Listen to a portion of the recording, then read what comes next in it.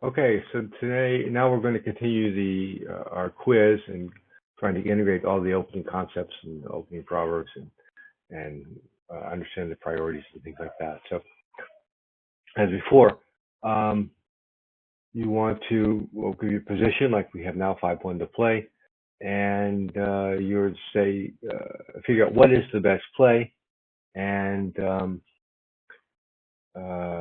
then decide but also say what the proverbs are. This is how you learn the proverbs is by saying what they are and reminding yourself of them. Okay, so here's the first one. The first one, 5-1 to play.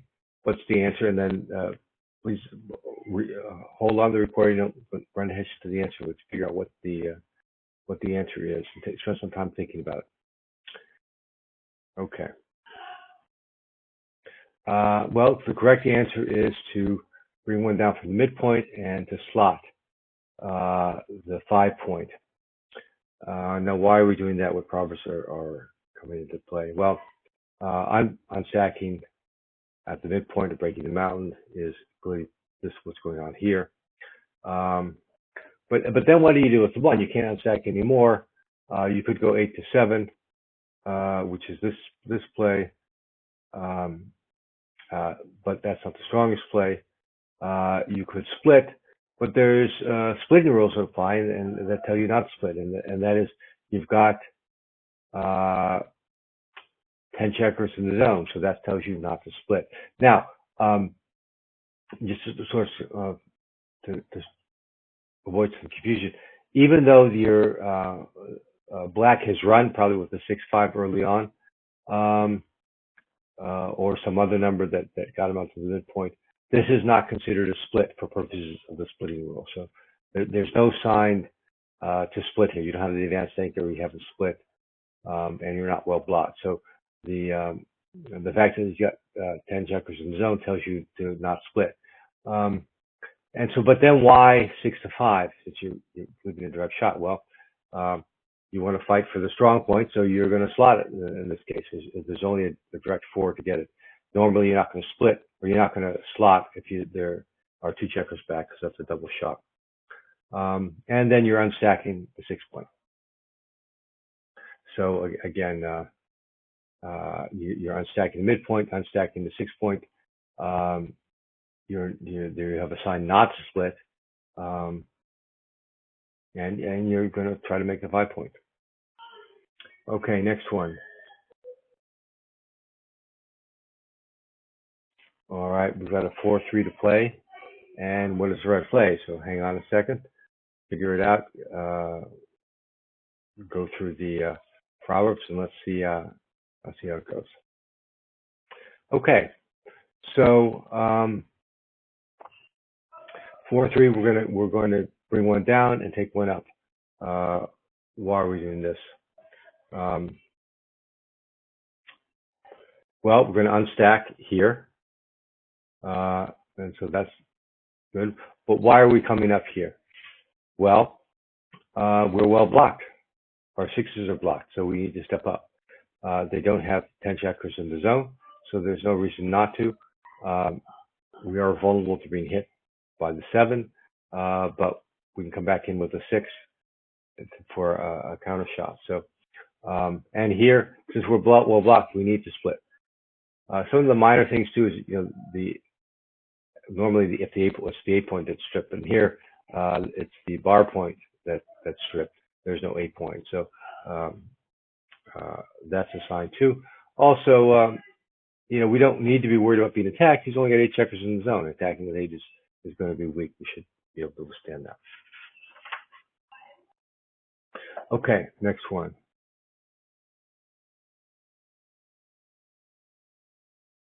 Another 5-1 to play, and what do?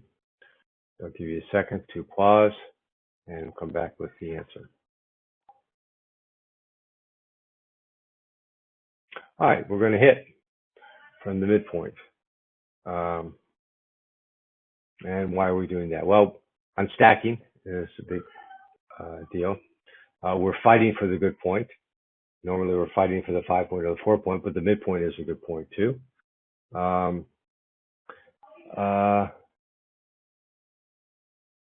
Typically with a one, you might want to split, but we've got sign not to split. Now that we have a sign to split, and that the opponent is split, but he's got 10 checkers in the zone, so that's a sign not to split. So we're better off hitting and bringing more checkers into our zone as it goes on. Okay, next one.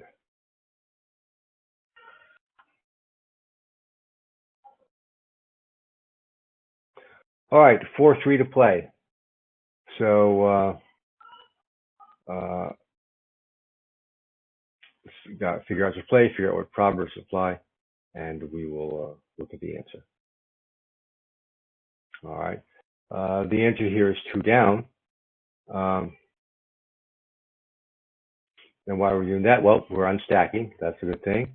Why aren't we splitting? Where it was before? Well, there are now 11 checkers in the zone. That's a sign not to split. Also, black has not split his checkers or created an advanced anchor. We're not well blocked. Those are not. So we don't have a sign to split. We have a sign not to split. And 2 down. Well, that brings us more checkers in the zone, so we're stronger for attack. I mean, there's a risk because we've now got 3 blocks out here that might get hit, but you know, the alternatives aren't much better. The second play, well, first of all, the safe play is just way too passive. And we're restacking the 6 point. Sliding the 5 is not bad. It's fighting for the good point, but gives him a direct 4, and he's got 11 checkers in the zone. So let's be a little bit cautious of that. Next one.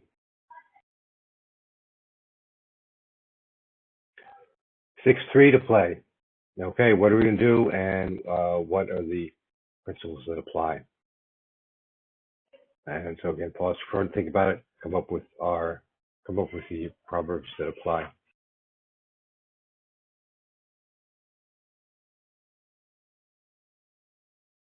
Okay, so we're going to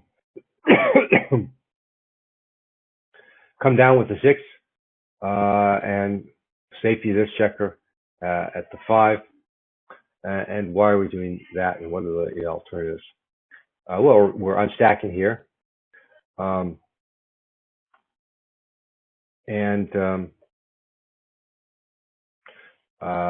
not bringing another checker down because we don't want to. We want to keep at least 3 checkers on the midpoint. What else could we do? Well, the second bus play is to come out and in, but here we're putting ourselves up against a single checker and a stacked point. Generally, you don't want to run into a stacked point unless you have no alternative. Coming out further gives us fewer shots here, but it doesn't safety this checker, which is only 7 pips away. So best move, come down, safety this checkers. This will give us 3 builders to make another inner board point, and that's the best move. Okay, next position. 2-1 to play from the bar. And what do we do? So take a look at it. Again, what are the proverbs? What's the best move? All right. And we're going to come in on the 24, and we're going to hit off 2. Now, whenever we're coming in from the bar, keep in mind we have the choice here, and particularly if you have a 1 or any other number that lands on a checker already theirs, you have the opportunity to split or not split. So here we have a sign to not split. We've got 11 checkers in the zone, so let's come in on the 1. After having done that, then what do? Well, we can't safety this checker by moving to the bar point. We just actually put it under more pressure. We don't want to strip our midpoint, and we couldn't do anything useful with it too. Anyway, we could stack 8 to 6, but we'd be further stacking a heavy point. So we're gonna unstack the 6 point, and we're gonna fight for a good point again, and putting black on the bar. So he'll have more difficulty of making one of these 2 points, or buildings making an inner board point. Well, it's not one of the open concepts, but the idea of a tempo phase is you put your opponent on the bar, it's harder for him to do useful things with only because he's got to take one roll just to come in. Okay, next position.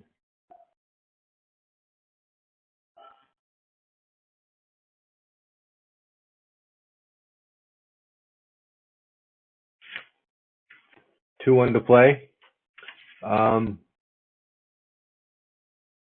And what's the proper move and why? Okay, so again, come up with the answers both the move and the proper supply. What are they? Okay. Now in this case, we have this is a tricky splitting situation because we've got some contradictory signs. Our opponent has not split yet, which is a sign not split, but we are well blocked. And our opponent also has 11 checkers in the zone. So what do you do? Well, in this case, we have good moves with the 1 and the 2. We can unstack here from the midpoint, and we can cover, making the bar point, which is a slightly better point than the 8 point. And particularly in this situation where black is 6 pips away, it's not blocking black. Second best move is to slot the 4, again covering the bar point. But we're better off bringing 1 down, bringing more checkers, not quite into the zone because it's because we have the 5 point already. So this one is not really helping us make a 4 point yet, but it helps us make the 8 point. Could help us make the 8 point and giving us the 4 prime structure. But the tricky part here is to realize that you don't split here, and hopefully it's clear to go 8 to 7. It may not be clear to go that you shouldn't go 24-22. But again, it's all the checkers in the zone that are telling you not to do that. Okay, 28. The next position, double 4s to play. So take a look at that. Certainly pause and take your time. Doubles are always tricky to deal with because there are so many different combinations, and usually they're a good roll, and you're like in a candy store, so many good things to pick out that but picking that are all look good, and but picking out the best one is generally the hardest, difficult to do. Okay, so what's the answer? 2 up and 2 down. Frequently, the 2 up and 2 down is the right answer with double 4s, but why? Because there are a lot of good things we can do with this. Well, one is unstacking. Certainly, coming down with 2 is unstacking, and it's we're making an outfield point. Those are good things. We're making the 5 point, coming up to making the 5 point. Also a strong move. Alternatives. Well, we could have made the 4 point. We could have made the defensive 5 point and the offensive 4 point. Also very strong move. But we still have this big stack, and once we do that, we've got a whole open outfield, which will be hard to come in there without leaving shots. So that's what makes that weaker. Notice that coming down, making the 5 point is good. Coming down, it's not quite as strong. Generally, you're going to want to move your doubles and pairs, unless there's a really good reason not to, like you were hitting or something like that. You're going to move in pairs. But in any case, making the 5 point always very important, particularly when your opponent has made the 4 point. You run past it and you've sort of neutralized his 4 point. Okay, let's move on.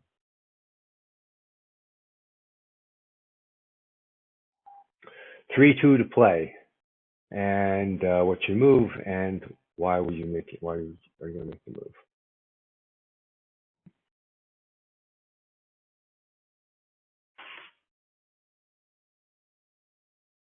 Okay. All right. So the best move is to come down, unstacking and making an outfield point. That's the correct play. We could hit with the 3, but we only have 8, 9 checkers in the zone. We don't really have enough checkers there. This is, and the 3-point is not a point we want to fight for necessarily. We could make the anchor. That's still a strong point to make, but we would leave the block and really, black does not have the ammunition here to carry out a threat. So there's no a point. So the threat is not there, and you know, we have signs of split. Black is split. We aren't really well blocked because he doesn't have the bar point, but he doesn't have. He's got 8 checkers in zone, and that's pretty weak. We don't really need to be worried about being attacked here. So we come in, as long as we do something useful with the other checker, we'll split. Okay, a variation of this is a 3-2. And now what do you play with this? Notice the difference between this play and the other one. This situation and the other one. So in this case, black has 10 checkers in the zone. That tells us that we are a little more vulnerable to attack, and in that case we want to make the anchor. Now we can't really be attacked with the anchor, and we do leave these checker out, and coming down and covering is still a good play. Just not as good as making the anchor. And that's because he's got 10 checkers in the zone and we're vulnerable to attack. All right, last one for this quiz. Double ones to play, double ones from the bar. Always a strong play. So what's your play here? Take a look and see what proverbs apply and what are you going to do? All right, well, this is a tricky one because you could come up and hit here, which would be a big blunder actually to do that. So I mean, obviously, we're going to make the 5-point. That's a strong point to make. We're also going to unstack the 6-point. So those two things make it very compelling to make the 5-point. In fact, it's almost always right to make the 5-point when you roll double ones if you can. The only case it's not is that you're going to keep your opponent from making the 5-point, and then you take double ones from the back all the way out. But in any case, those two are the principles that matter. You know, the problem with hitting wouldn't be bad, except you don't really have a good other one to play, and you've left the big stack there and didn't make your 5 points. So, you know, those are really the compelling reasons. Okay, that's the quiz for now, and we'll have more coming later.